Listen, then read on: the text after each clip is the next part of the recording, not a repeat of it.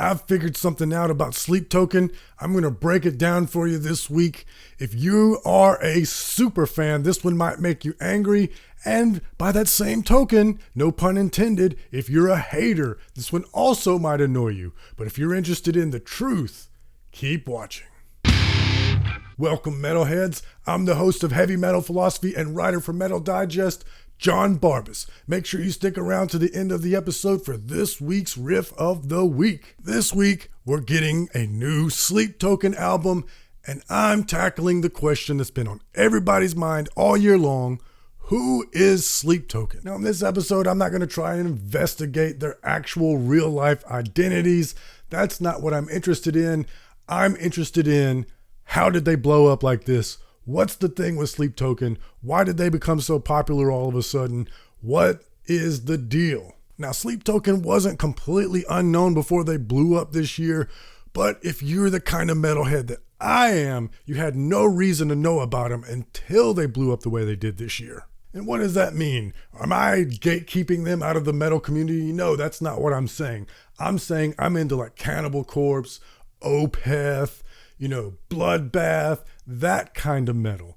And a band like Sleep Token is just not going to enter my radar. I'm not gatekeeping them saying they're not metal. I'm saying that's not the kind of music for me, so I have no reason to know who they are. But boy, this year they exploded so much. There was so much hype and chatter and discussion about them. You can't help but hear about them. So then you see these guys in these masks and you hear about their weird lore and background and you become curious what's going on. And then you hear the music and you go, wait, what? If you're unfamiliar, if you haven't heard them for some strange reason, then you probably haven't been on the internet, but I'll describe it for you. It's very atmospheric and moody music, and it's often about love and relationships. And occasionally there will be a metalcore djenty breakdown that's really crushing, but most of the time it's kind of an R&B sounding atmospheric music, and that's really not what you would expect me to describe when I'm talking about a band that's blowing up in the metal scene now, is it? If I describe their look and their lore without describing their music, it would sound totally metal. So they wear masks, they're completely anonymous, nobody knows who they are, they wear cloaks, paint themselves black, it's very metal looking, it's very black metal looking, which might be the only genre that they don't touch. Anyway, supposedly the lead singer had a dream about a god that he calls Sleep, and now he calls himself Vessel, and his sole purpose is to evangelize the message of the god Sleep, get more people to worship the deity Sleep, and he is merely a vessel for this deity's will, therefore his moniker of Vessel. That sounds metal as shit. But then you hear this, and that does not sound metal, not even remotely. And that's where all the online chatter comes from. That's where all the debate comes from. Why is Sleep Token so huge all of a sudden? Some people might say it's because of the pop. Some people might say because it's accessible. Some people say it's the sex. Some people say it's the lore and the imagery. And I wanted to find out for myself. So this week, I listened to all their music and did as much research as I could. Not that there's a lot of information, but here we go. So first of all, I want to absolutely rule out the lore and the imagery. I do think that that's helpful. I do think that the mystery adds a lot of intrigue that people get interested in, but that's very niche. That's something that's going to interest a certain segment of the population. If you talk about a guy being an avatar for some sort of eldritch horror, I don't think that's going to be very relatable to the masses. And by the way, imagine the balls you gotta have when you first start this band to go play some pub somewhere in the UK in front of 12 blokes and go, yo, I am the embodiment of a otherworldly deity. My name and my identity doesn't matter. I'm here to get you to worship this god. I don't know about you, but if I'm in a bar somewhere and somebody gets me that stick and I've never heard of them before, there's been no preamble or introduction, I'm going to look at my friends and be like, no, dog. But Their music is excellent. It has several elements that we'll talk about in a bit that is undeniable. So maybe those first couple of gigs, they had to break down some personal barriers, but maybe at the end of the night, the audience was like, I mean, that was good. But at the end of the day, it has to be about the music. The music has to be good. I'm not going to buy the idea that it's these characters, this image and this lore that's drawing in millions of people. You know, they're basically like the gorillas for goth chicks. You know, you've got these caricatures and you've got this background and this ongoing story and the universe that they live in. But are people fans of the gorillas because of that? Or is the music good first and then the gorillas' image and story is just icing on the cake? Well, if it's not the image and the lore, then the next thing that people will say is, well, it's got a lot of pop in it. It's got a lot of R&B in it. It's very accessible. And I don't think that's it either. I mean, it certainly doesn't hurt. Being accessible is always going to help your cause when it comes to appealing to the masses.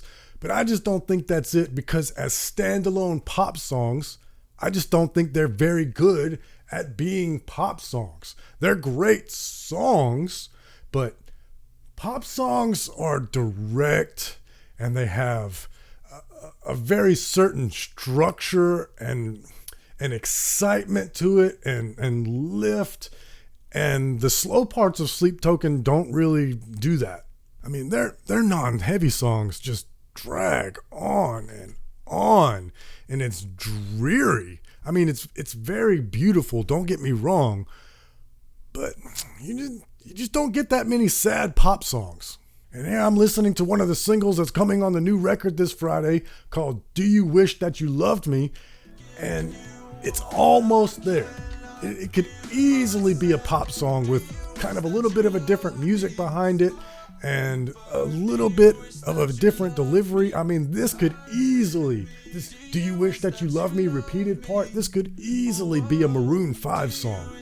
But Maroon 5 would make it happy and bouncy, and there would be lift during that part.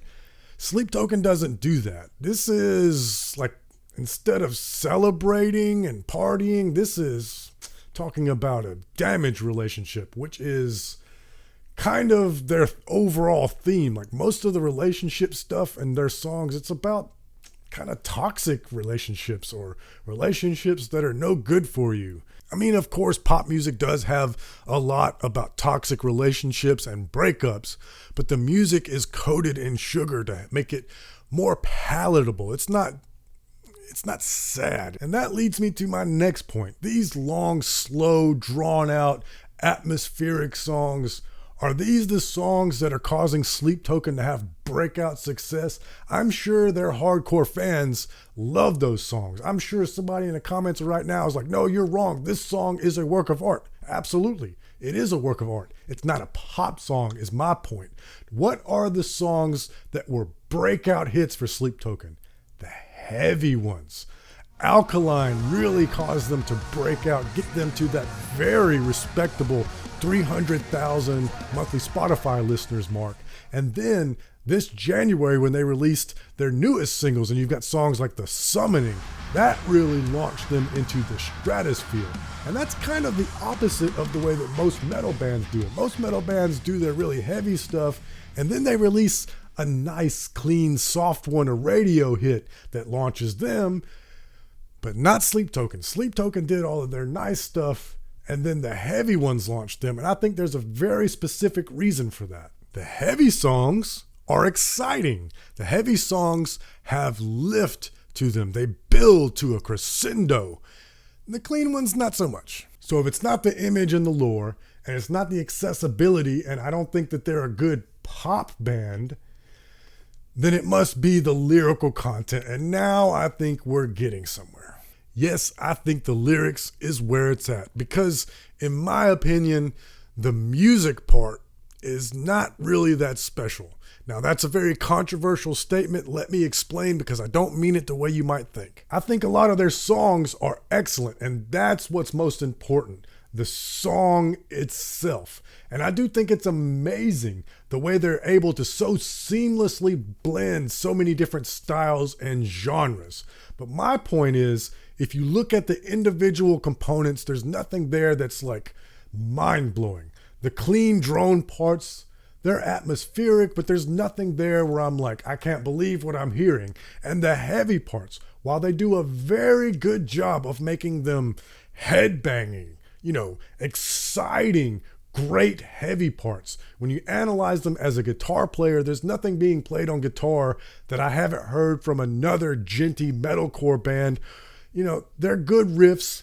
They're not riffs that I'm like, oh my God, I cannot believe this riff I'm hearing. I have to go and learn how he did that. This band would never be accused of being a virtuoso technical metal band, and there's nothing wrong with that. My point is the music itself isn't what's drawing people in. It is merely the vehicle for what's actually drawing people in, and that's great. At the end of the day, like I said, the songs are what's most important, and they write great songs. The one exception to that I would make is Vessel's voice.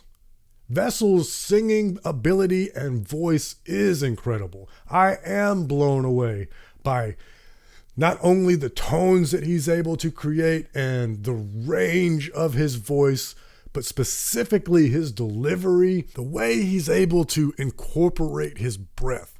A lot of times when singers are sort of breathy, for lack of a better term, it sounds annoying. It's nasally and bad. But when Vessel does it, it's sexual. This band has gotten a lot of comparisons to the Deftones, and I did a podcast a while back asking why the kids these days are getting back into the Deftones, and people explained to me it's because they're sexy, which I don't know, man. Maybe it's because I'm a dude. I've never thought of the Deftones as being sexy. I've never thought of My Own Summer or Shut Up and Drive as something that I want to lay pipe to. But, I'm a boomer. I don't get it anymore. But Sleep Token, on the other hand, I could get down with this. This definitely does sound sexy to me. And it's not really vague at all. And that's where I get to my point. It's really kind of a trick. You see, all of this hubbub about they're behind the mask and they're anonymous and their identity doesn't matter and all the lore, they do ARGs when they release new singles and, what does the runes on his masks mean and who is this deity Sleep and, who does what. I don't think any of that really matters at the end of the day, other than it adds a bit of mystery and intrigue to the actual draw, which is quite simply sex. You could say it's about love, right? That's what I mean. At the end of the day, Sleep Token songs are love songs. And here's where people will say, oh no, that's not true. A lot of these songs are really about his relationship, Vessel's relationship, that is, to the god Sleep. It's not about mundane relationships, and I disagree. I think it is a trick. I think that it's open to interpretation because of the way that the lyrics are written. You can kind of put your own spin on it, but at the end of the day, these songs are love songs. I mean, what's the thing that's blowing up on TikTok right now? Let's go with these lyrics, all right? Oh, and my love, did I mistake you for a sign from God? Or are you really here to cut me off? Or maybe just to turn me on? Because these days I would be lying if I told you I didn't wish I could be your man or maybe make a good girl bad. Now, of course, that's just one song, but I listened to a lot of Sleep Token songs this week, and they're all pretty much like that. There is some religious allegory going on with a lot of these songs. And so there's where you can make the argument that it's really about his relationship with the god Sleep. But I just think that that's a handy little vehicle. This whole story about being the avatar of some sort of eldritch entity, some sort of elder god, I think it is a very nice way to create some mystery and intrigue and credibility around the fact that you're doing metal and every one of your songs is a love song.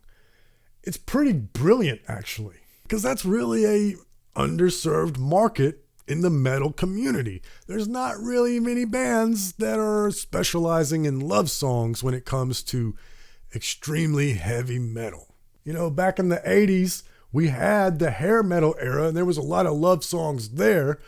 But, you know, of course, hair metal fell out of favor. Metal got more and more extreme, and it was considered soft to write love songs. Or maybe you have one power ballad on your record, but the rest of your songs have to be hard.